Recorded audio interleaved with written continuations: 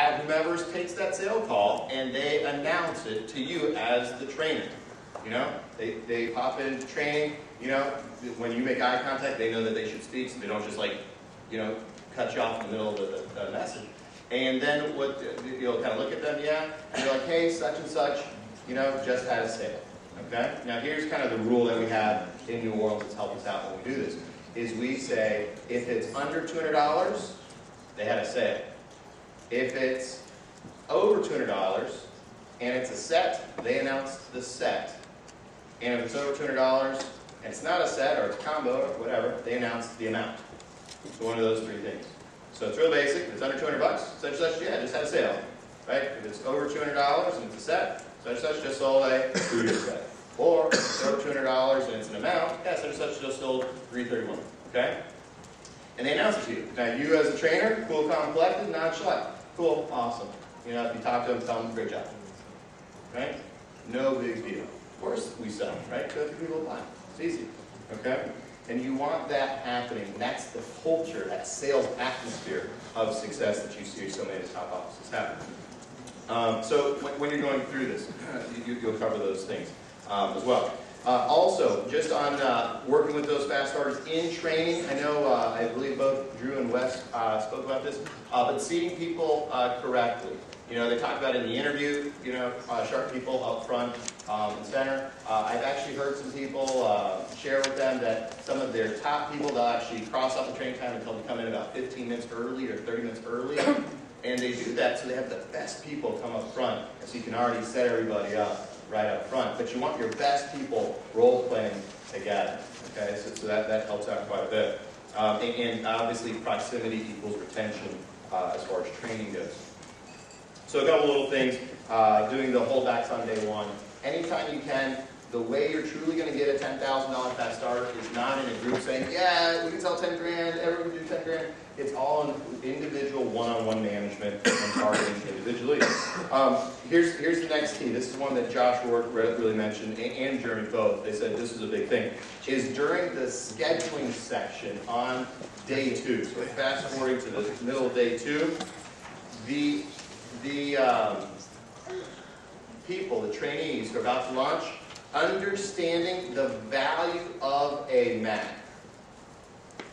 And that although it may be harder to book with the right person, it's better to book with the right person. And not just take the easy appointments, not just take the low-hanging fruit. Not just be the lazy rep who takes the path of least resistance and tells their buddies to talk to their buddies' parents and tell them, yeah, I'm coming over. Okay? So when you're going through it, just look through your objectives of it. Talk to your division manager or district manager as well. But it's important that you make sure that they understand the benefit to them on doing a little bit of harder work so they can schedule with their top people. One thing here's something I got from Josh, and this is a great thing. I'll give you like one of those little pearls. That's a great phrase. He goes, if you want to be number 1 in your class, you're probably going to need to schedule 15 or more Mac demos. You want to be number 1, right? And so you utilize this competition to fuel some of your high end. Now he's not saying, hey, everyone does 15 demos. He's saying, you know, someone in here is probably thinking, how could I be the number 1 person? How could I go after some of the bigger things? Well, that person, he's scheduled 15 or more. He doesn't say demos. He specifically will say Mac demos, okay, with that. And that's something that's great to say from the group. Now, one thing I got from Jeremy that I think is just, I've never heard this until now, and I'm going to incorporate it personally. He said this, and so this is like in that day 2 PC, where you get some of that one-on-one time. When you sit down with your very top people, he goes, you know, obviously Macs are really good, but let me tell you about MECs. And a MEC is an MEK. And an MEK is someone who's got money, they entertain, they've got kids. Right? Look with those good first. Now, do you talk to everybody about that? Not necessarily, but some of your high flyers, they get it. You know? And so that's in a one-on-one setting, MEC. So I've never heard that before. Creativity out of Beaumont, I love it. So, very, very cool. All right?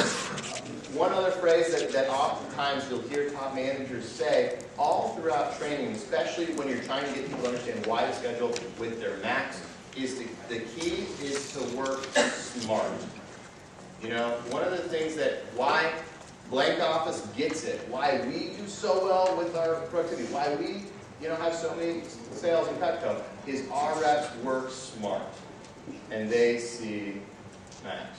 You know, and that's a great thing, and it's not a bad phrase to say multiple times when you're going through it, just so it really, people always want to work smart as well.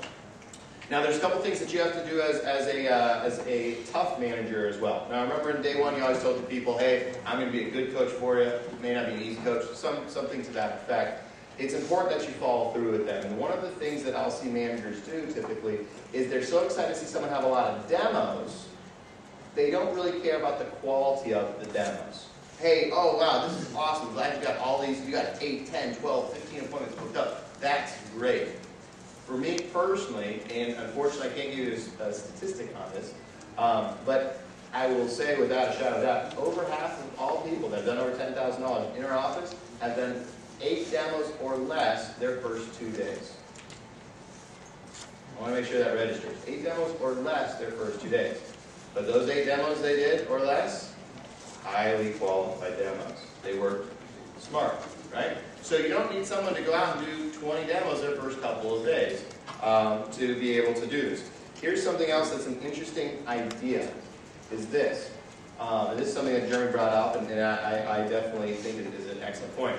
Would you rather have someone do 5 Mac demos their first weekend, or would you rather have someone do 10 demos with those same 5 Mac customers their first weekend? Just the 5. It sets higher expectations and standards, and people understand if they follow the exact program, they're going to do well. Okay? Now, that doesn't mean if someone's like an MC or a couple things, talk to your division manager about that, for specifics on it. But the importance of having qualified demos, and if someone's not qualified, to not see them in their first couple of days. And so one of the things that I found a benefit is in the one-on-one time, if you're meeting with someone's really not qualified, i.e. a friend who's 22 years old, living at home, who's like, the example they told them not to look with, but they're like, you don't understand, they're engaged, this apartment, is so awesome, I mean, you don't know. Well, I know. They told me they're going to buy it, right? We always get those people who, they know better than you. So that's okay. What's important for you to share with them is this. You share very basically, look, my job is to be a great coach for you, and I want to see you succeed. Do you know I want to see you succeed? Of course. That's what everyone keeps talking about is, hey, listen to Dustin, or listen to the trainer. Great. Well, here's the thing I'm going to say, is I want you to see this person, but I want you to see this person after you got some experience on your belt, and also after you learn what we cover at Advanced Training 1. So although it's a good person for you to see, let's put one of your best Macs there, and let's reschedule that person after Advanced Training 1. Then you take that experience, you'll do real well, the customer's still going to be satisfied, and you'll actually be able to handle their needs better. Is that fair? Yeah? Cool. All right, great. Reschedule. So you're not telling them, hey, you're not allowed to do this, you're not going to be paid for this, you're not coming across as that kind of a manager, but it's important to go through it. Here's a couple of little things that will help, and again, this is all one-on-one, okay? On day 3, doing a PC with them day 3 that morning. And what you do during the PC is you go through appointment by appointment by appointment with the top people. And a couple basic questions is you kind of walk through what kind of customer, if they were impressed by Cutco, would this person be? Would it be like a homemaker kind of a customer, a galley, maybe a starter set? What kind of customer do you think they'd be? So you're wrong, not the other one. They're like, oh, they'd be a galley. And what you do is you go through each customer with them, and you show them how, look, if you're writing your prognostication, you may be wrong. You got some experience, but you haven't really done it yet. If you go through this stuff, here's how you can sell $2,500 in your first couple days. That'd be pretty cool, wouldn't it? Yeah, halfway, or 2/3 of the way plus to your second promo. So you share that with them as well. One important question to ask somebody is, who's their biggest order going to be? Who do you think your biggest order will be? And starring that person. That will help you remember when you're doing PDI to promote about, oh, but you got, Aunt Sally coming up, and she's going to be incredible as well. And the other thing that's good to ask is, who do they not get in contact with that is one of those big fish? One of the things that I got from both Jeremy and Josh is they go, we really make it a point that they see some of their